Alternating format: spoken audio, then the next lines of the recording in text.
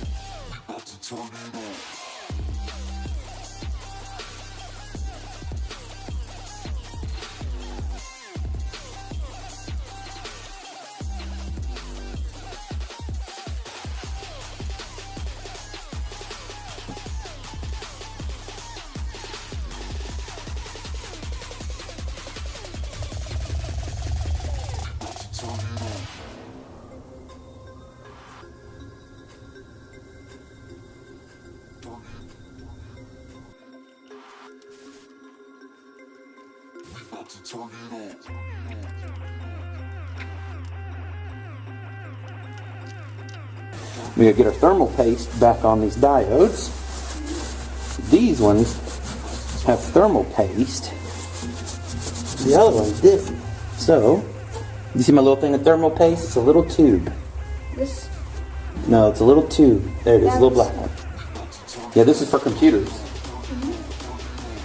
We're gonna put our thermal paste on because it had it on there. It's a shame to use really good thermal paste on this, but you know, if it works, right? Because it helps it transfer heat better. And all the little nooks and crannies where they aren't perfectly flat, this helps conduct the heat. Cool, huh? Alright, so we're going to put this modified diode doohickey thingy, that's the technical term, into that hole. There we go. Pressure washer. This is hard. I have big hands. Well, I don't really have big hands for an adult, but...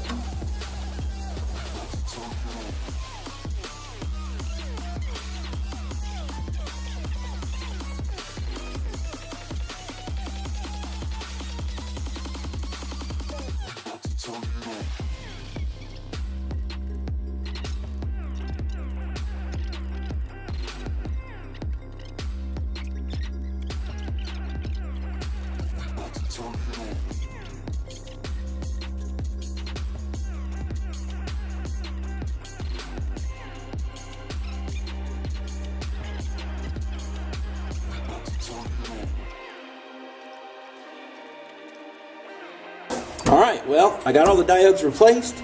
I'm going to put the cover back on and fire up the welder and see if she works better than it did.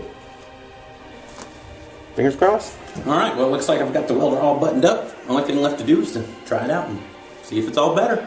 Some old 7018 332nd from about 90 amps. DC electropositive.